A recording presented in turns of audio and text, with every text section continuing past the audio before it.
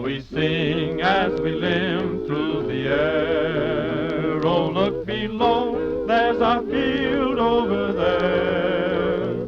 With our full crew aboard and our trust in the Lord, we're coming in on a wing and a prayer.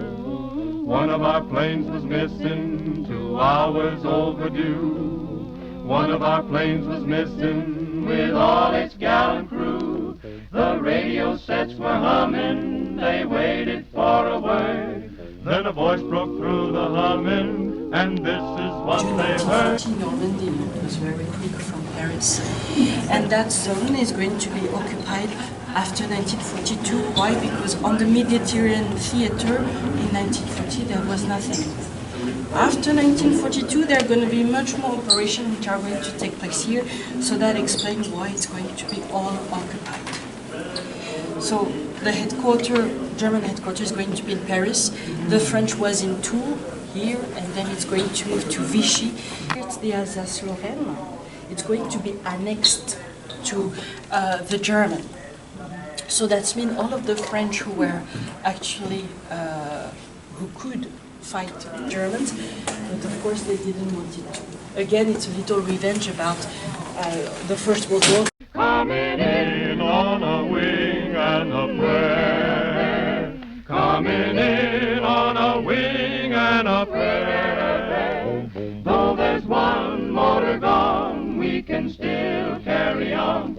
Coming in on a wing and a prayer. To the men and women who carry on the work of the ARP services, the devotion of these civilian workers, firemen, salvagement, and many others, they knew renown for the British name. Oh, what a fight! Yes, we really hit our target for tonight. How we sing as we limp through the air. Look below, there's our field over there. With our full crew aboard and our trust in the Lord, we're coming in on a wing and a prayer. Though there's one motor gone, we can still carry on. Coming in on a wing and a prayer. Coming in on just a wing and a prayer.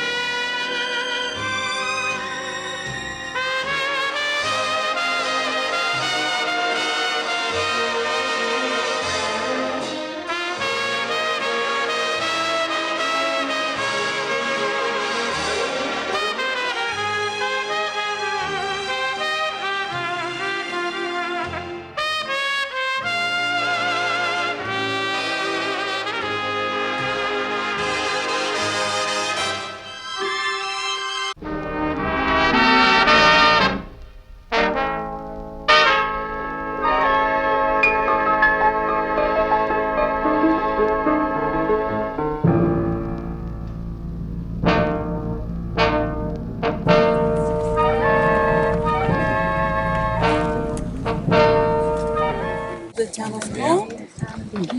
And now you are actually right here between Omaha and Utah.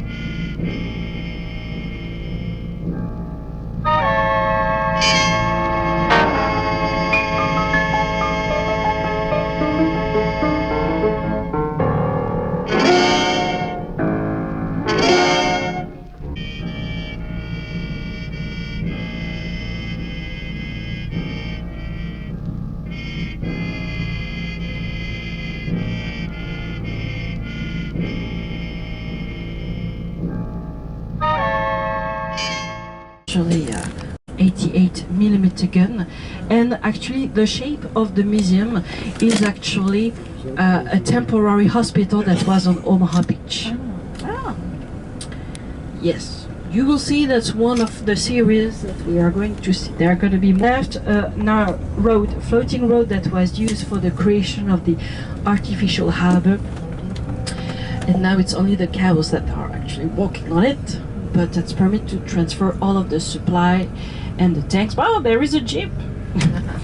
A jeep over there. And you can see behind the trees